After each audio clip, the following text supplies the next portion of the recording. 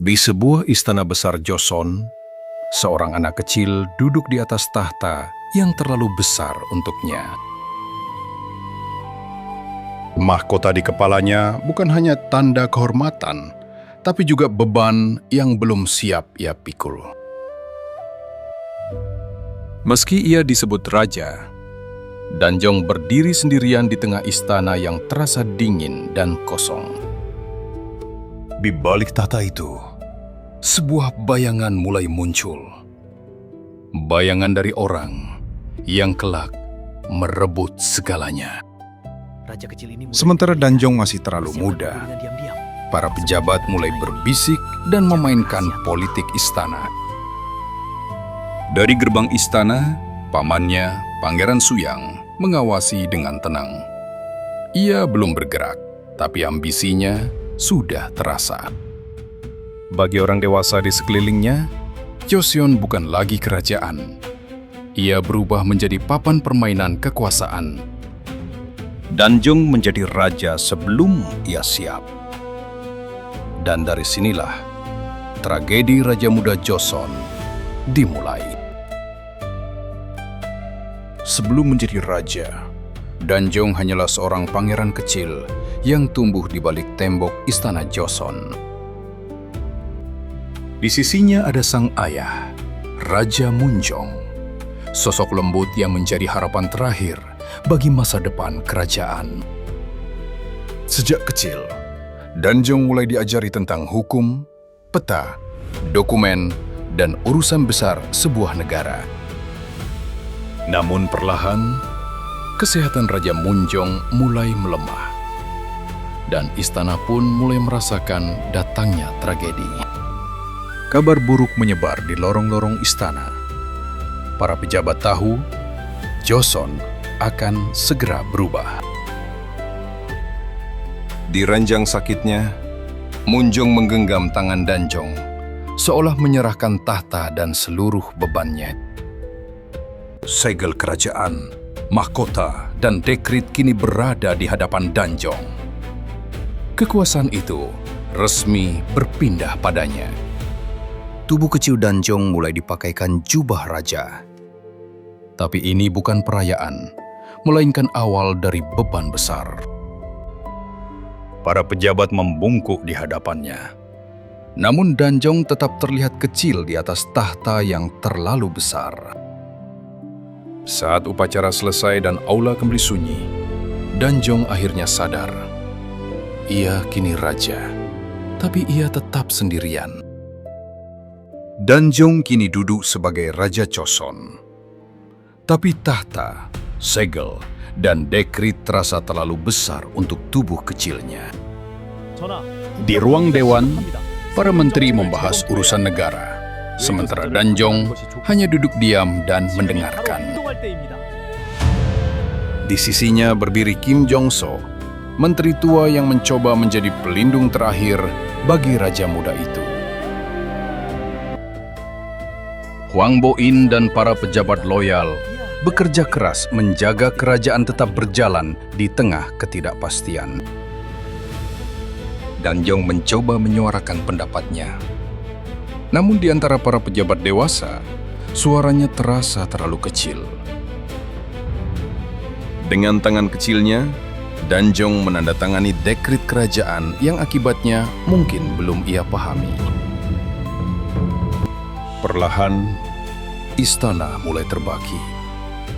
Ada yang setia pada Danjong, dan ada yang mulai mencari kekuatan baru. Setiap lorong istana terasa penuh mata. Kemanapun Danjong berjalan, ia selalu diawasi. Tanpa ayahnya, Danjong sering duduk di samping tempat yang kosong, merasakan kehilangan pelindung utamanya. Ia menatap mahkotanya sendiri. Benda kecil itu kini menjadi simbol dari beban yang mengubah hidupnya. Kerajaan terus bergerak dengan dokumen, peta, dan perintah. Tapi Danjong hanya menjadi simbol di tengahnya. Malam itu, tahta Joseon terasa sunyi. Danjong memang raja, tapi ia semakin terisolasi dalam kekuasaan. Dari tempat yang tinggi, Pangeran Suyang memperhatikan istana yang mulai lemah dan terpecah. Di depan Danjong, Suyang tampak sopan dan tersenyum lembut. Tapi bayangannya mulai mendekati tahta. Di balik ruang tertutup, Han Myung-hoi mulai membisikkan strategi yang akan mengubah arah Joseon. Di atas peta istana, pengaruh Suyang perlahan menyebar, sementara posisi Danjong semakin terkurung. Dalam lorong gelap, janji-janji rahasia mulai diberikan kepada pejabat yang masih ragu. Surat ini memastikan kemenangan. Kim Jong-so dan Hwang Bo-in mulai merasakan ada sesuatu yang berbahaya sedang bergerak di istana. Suyang juga mulai mendekati Malam para ini kita jaga pengawal. istana. Kekuasaan Musuh perlahan mengintai. bergeser Tetap waspada. dari nasihat menuju Lindungi tahta dengan nyawa kekuatan. kalian. Sementara itu, Danjong masih membaca dokumen. Tanpa sadar, jaring politik mulai menutup di sekelilingnya. Para pejabat yang dulu netral mulai condong kepada Suyang. Arah kekuasaan Joseon mulai berubah. Malam itu, sebuah surat rahasia disegel. Rencana yang selama ini dibisikkan mulai dijalankan. Di bawah cahaya bulan, Suyang melangkah menuju gerbang istana. Sesuatu yang besar akan segera dimulai. Dan akhirnya, bayangan Suyang mencapai tahta. Ancaman itu kini sudah berada di pusat kekuasaan. Sebelum fajar tiba, pasukan yang setia pada Suyang mulai bergerak diam-diam di dalam istana. Surat rahasia berpindah dari satu tangan ke tangan lain. Perintah kudeta mulai menyebar. Malam itu, kediaman Kim Jong-so menjadi sunyi. Pelindung utama Danjong mulai dikepung. Jubah hijau, topi resmi, dan gulungan negara tergeletak di tanah. Satu pilar Danjong telah disingkirkan. Hwang Bo-in membaca kabar buruk itu dengan wajah tegang. Ia sadar keadaan sudah berubah total. Dua pilar pemerintahan Danjong perlahan dicabut. Tahta muda itu mulai kehilangan penopangnya. Danjong mendengar langkah-langkah gelap di balik pintu, tapi ia belum tahu apa yang sebenarnya terjadi. Di tengah aula istana, Suyang berdiri dengan tenang. Kini, semua mata mulai tertuju kepadanya. Danjong masih duduk di tahta. Namun di antara dirinya dan kuasa, kini berdiri banyak penghalang. Segel baru dicapkan pada dokumen negara. Perlahan, kendali istana berpindah ke tangan Suyang. Sisi para loyalis mulai kosong. Danjong kehilangan orang-orang yang dulu melindunginya. Danjong masih menjadi raja. Tapi sejak malam itu, arah istana sudah berubah menuju Suyang. Di ruang sidang, suara Suyang menguasai ruangan. Danjong hanya duduk diam, semakin jauh dari keputusan. Malam itu, Danjong menatap mahkotanya. Benda yang dulu berarti kuasa, kini terasa kosong. Lalu sebuah gulungan besar muncul di hadapannya. Itulah awal dari tekanan untuk turun tahta. Para pejabat masih membungkuk dalam upacara, tapi arah hormat mereka kini condong kepada Suyang.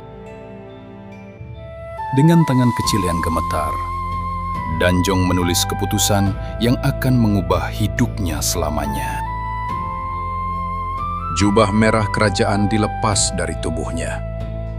Perlahan, identitasnya sebagai raja ikut dicabut. Suyang mulai menaiki tangga menuju tahta.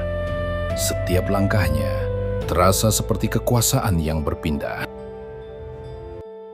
Danjong berjalan menjauh dari tahta kosong itu, membawa mahkota yang tak lagi melindunginya. Di tengah aula, tahta berdiri kosong. Di satu sisi ada Danjong, di sisi lain ada Suyang. Danjong berdiri di luar pintu istana, memegang mahkotanya. Anak raja itu kini menjadi mantan raja. Suyang kini berdiri di pusat aula. Para pejabat membungkuk padanya, sementara Danjong tersisih di pinggir. Simbol kerajaan Danjong disingkirkan satu persatu. Mahkota dan jubahnya kini bukan lagi miliknya. Ruang hidup Danjong menjadi lebih kecil dan sederhana. Mantan raja muda itu duduk dalam kesunyian. Danjong meninggalkan gerbang istana, bukan sebagai raja, melainkan sebagai anak yang disingkirkan. Ia menoleh untuk terakhir kalinya. Di belakangnya, istana yang dulu menjadi dunianya mulai menjauh. Perjalanan menuju pengasingan dimulai. Jalan panjang membawa Danjong semakin jauh dari tahta.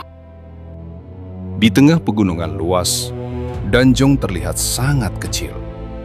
Sejarah yang dulu miliknya kini terasa jauh. Namun di istana, Suyang belum benar-benar tenang. Selama Danjong hidup, bayangannya masih mengancam. Akhirnya Danjong tiba di rumah pengasingan. Bukan istana megah, hanya tempat kecil yang sunyi. Hari-harinya berubah menjadi diam dan sederhana. Tak ada mahkota, tak ada aula, hanya kesepian. Jauh dari istana, Danjong masih hidup dan tetap diawasi. Tragedinya ternyata belum selesai. Walau Danjong sudah jauh dari istana, namanya masih dibisikkan oleh para pejabat yang setia. Bagi mereka, Danjong bukan sekadar mantan raja. Ia masih simbol tahta yang sah. Diam-diam, sebuah rencana mulai disusun. Harapan kecil muncul untuk mengembalikan Danjong. Namun bisikan itu akhirnya sampai ke istana.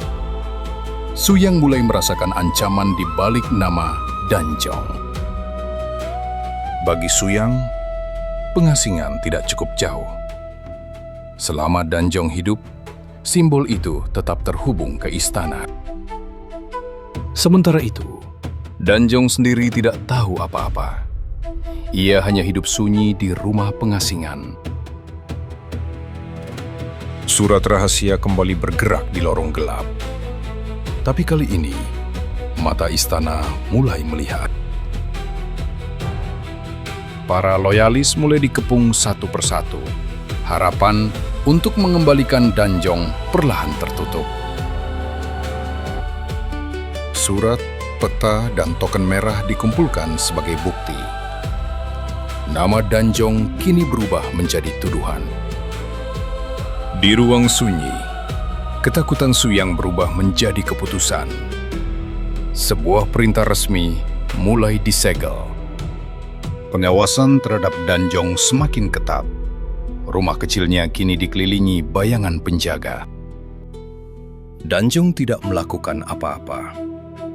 Tapi sebagai simbol, keberadaannya dianggap terlalu berbahaya. Dari gerbang istana, sebuah perintah resmi mulai dikirim. Tujuannya hanya satu: tempat pengasingan Danjong. Di baban malam pegunungan, perintah itu dibawa melewati jalan panjang yang sunyi dan dingin. Rumah kecil Danjong tampak tenang sebelum fajar. Tapi bahaya sudah berdiri di sekelilingnya. Di dalam kamar, Danjong merasakan sesuatu berubah. Ia menatap pintu, seolah nasibnya sudah dekat. Akhirnya, perintah istana tiba di gerbang kecil pengasingan. Keputusan besar masuk ke hidup yang kecil. Ruangan Danjong terasa makin sempit. Bayangan di lantai seperti jeruji yang menutup hidupnya. Ia menatap pegunungan untuk terakhir kalinya. Dunia terlihat luas, tapi kebebasan tak lagi miliknya. Lentera kecil di meja mulai meredup. Seperti harapan Danjong yang perlahan padam dalam sunyi. Di luar rumah, para penjaga tidak bergerak. Tragedi politik sering terjadi tanpa suara. Saat pagi datang, ruangan itu kosong. Hanya benda-benda kecil yang tertinggal sebagai saksi. Benang merah itu akhirnya putus. Hubungan Danjong dengan tahta berakhir sepenuhnya. Di antara istana dan pengasingan, hanya kain merah yang tersisa. Seorang anak hilang karena mahkota. Setelah Danjong tiada, istana tetap berjalan. Tapi ruang di tengah kekuasaan terasa berbeda. Nama Danjong perlahan berpindah dari bisikan politik menjadi catatan yang disimpan sejarah. Di luar istana, rakyat mulai menceritakan kisahnya. Tragedi itu hidup dari mulut ke mulut. Tahta Joseon masih berdiri megah. Namun tanpa Danjong, aula itu terasa lebih dingin. Di pegunungan sunyi, rumah pengasingan itu tetap diam. Alam menjadi saksi terakhir hidupnya. Danjong bukan lahir untuk memilih mahkota. Ia hanyalah anak kecil yang dipaksa memikulnya. Sejarah tidak hanya mencatat siapa yang menang. Sejarah juga mengingat siapa yang terluka. Danjong tidak kembali sebagai raja. Ia kembali sebagai ingatan yang tak pernah benar-benar hilang. Tahta yang besar bisa menghancurkan hati kecil ketika tidak ada yang benar-benar melindunginya. Lalu kisahnya diteruskan kepada generasi berikutnya, agar nama Danjong tidak lenyap begitu saja. Di depan istana besar, Jubabul kecil dan mahkota menjadi saksi beban yang terlalu berat. Maka ingatlah, Danjong bukan hanya sebagai raja, tapi sebagai anak yang hilang karena tahta.